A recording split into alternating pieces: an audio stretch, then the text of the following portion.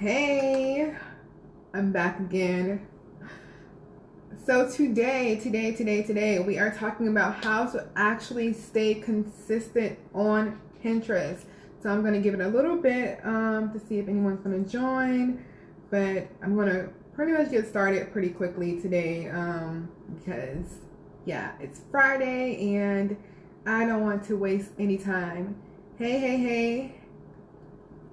So yeah, if you're just joining, we are talking about how to actually stay consistent on Pinterest today. So I will be talking about that in just a little second. I'm finishing up my tea to match my shirt, my favorite shirt that I have here. It's a teapot, guys. Pothead, that way. So yeah, let me get started. So for the last couple of days, I've been going live to really give you guys more insight on Pinterest.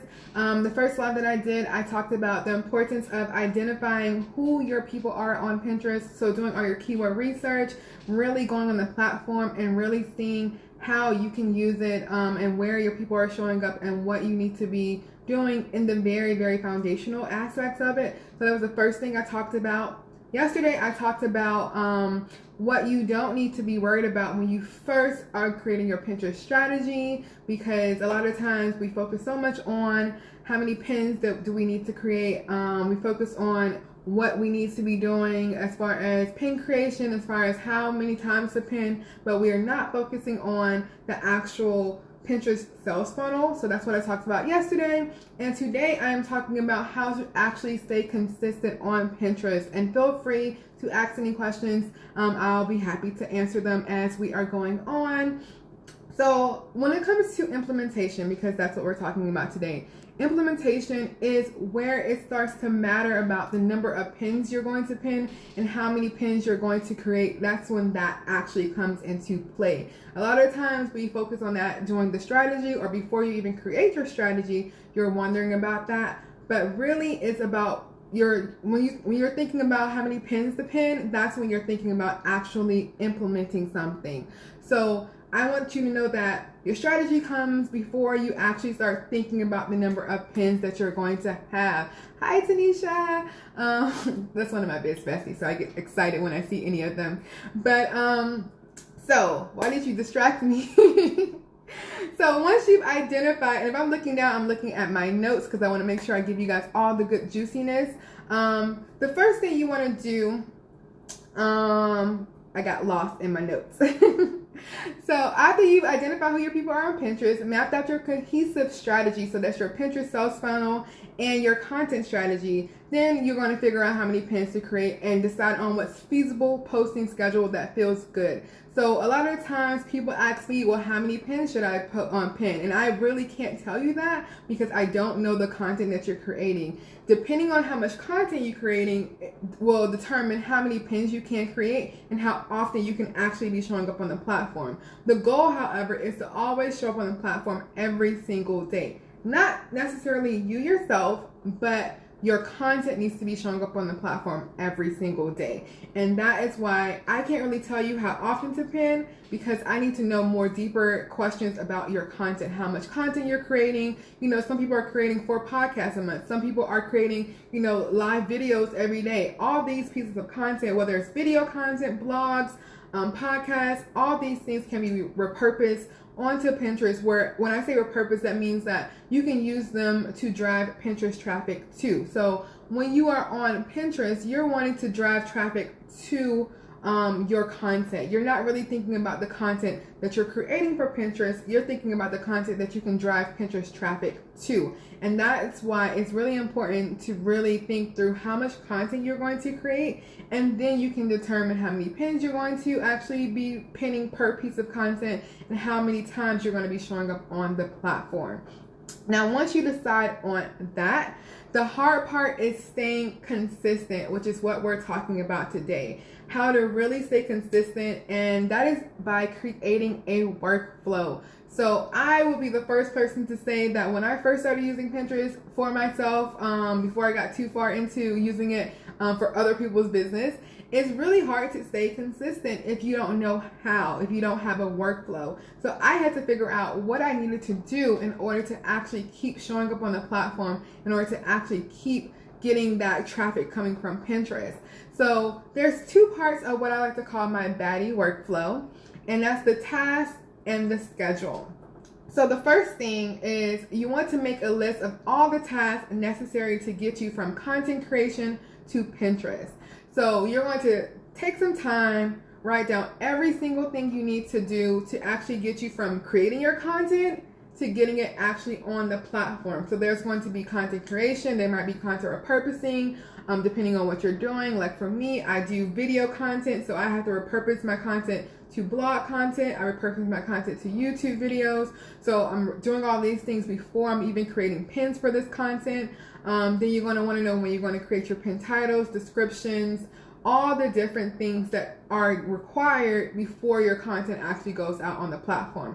So you're going to want to write down a list of all these different things. That's the first part of your workflow. These are the tasks that you're going to need. So when it comes to working with my VIB day clients, of course, I let them know, or we're sitting down during the implementation section, and we're actually going to be able to work through what their workflow tasks will look like. And I'm going to give them all the tools that they need to actually create a workflow that works for them, because my workflow works for me and how I serve my clients.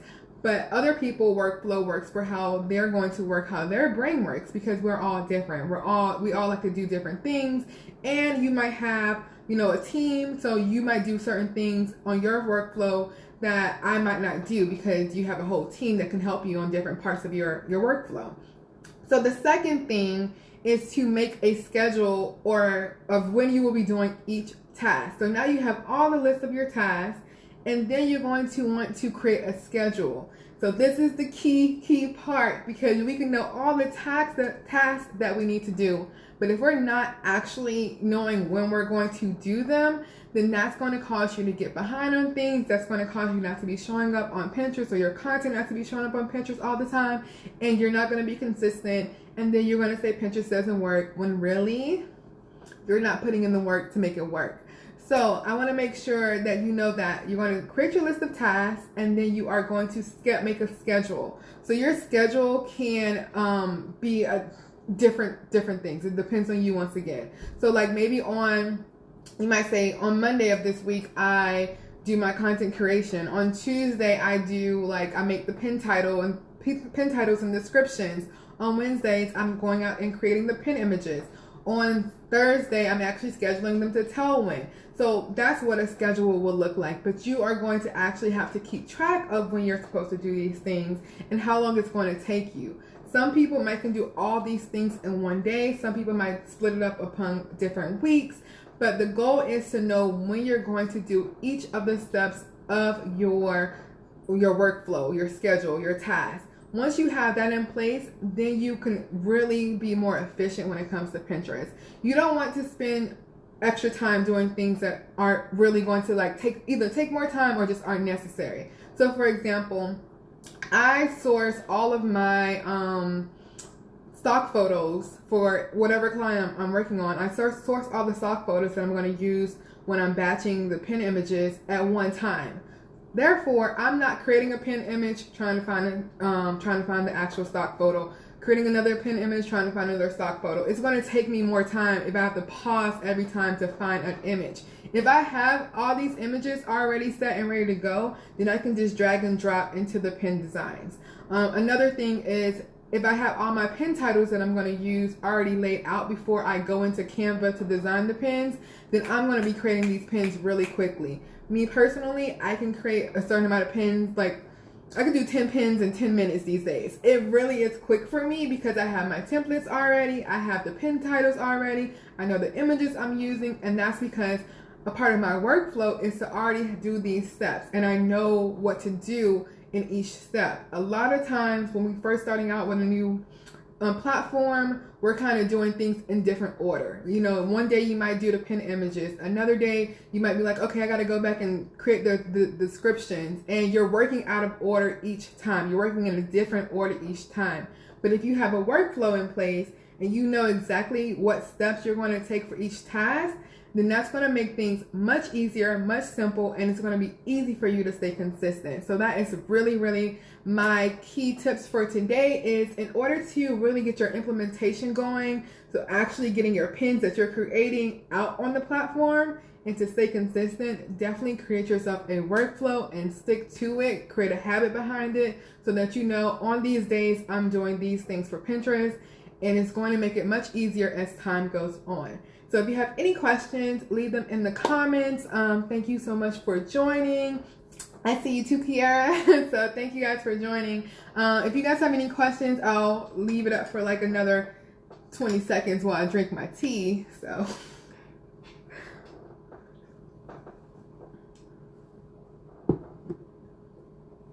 I'm really excited about today. I had to take a COVID test today, y'all. I got it done though, for my vacation next week.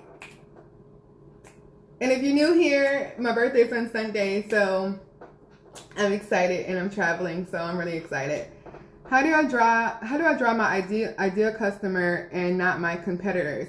So on Pinterest, a lot of people get a little scared about that. They think that, well, there's so much, competition. And I like to think that, I don't think of people as competition. I like to think we're all in a similar niche. We're all out here. You're going to draw your people by using, especially you do waist beads.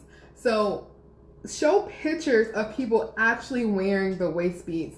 You don't want to just put the waist beads out there. A lot of people, when they're using Pinterest, especially as e-commerce, a lot of times they're just putting like their normal stock photos, or like they're just a picture of the item, and they think that's going to get like people's attention. Because it's Pinterest, it's very visual. You want to really put the item kind of in like its natural like habit, I would say. So like if you have somebody wearing a waist bead, or if you do a nice little reel or a TikTok showing, or a video showing off the waist bead and on somebody, or just like you even creating them or anything like that, that's going to get people's attention in a different way. And I think that will help you stand out among all the other people in your niche.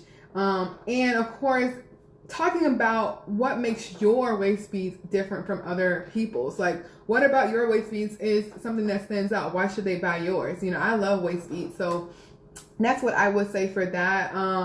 So definitely, and going to Pinterest and seeing like, are people even searching for that as of yet? Or they just, I think it's still something pretty new that people are getting into. But learning what other type of keywords people might be searching for who are drawn to like using waist beads. So if it's like, what are some things? Like a lot of people in yoga wear waist beads. A lot of people who are more mindful these days, or really into like spirituality, those type of things. You want to use those keywords as well, because they might be the ones who kind of already know about waist beads and know about how beautiful and sexy they usually make people feel. So I'm all for waist beads. Hopefully that answers your question. And thank you for the happy birthday.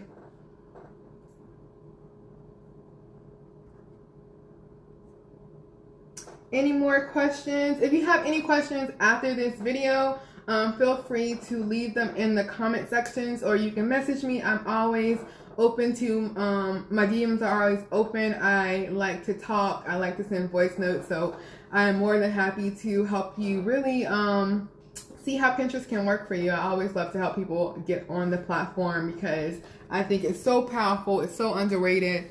And now is the time, because Pinterest is growing. Last year, I think they had about 300 million users, and now they're over 450 million users.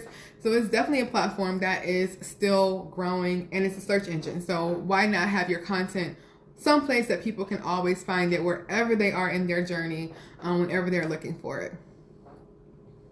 So if there's no more questions, I'm about to head on out. And thank you guys so much for joining and for your questions. And I will see you next time. Bye.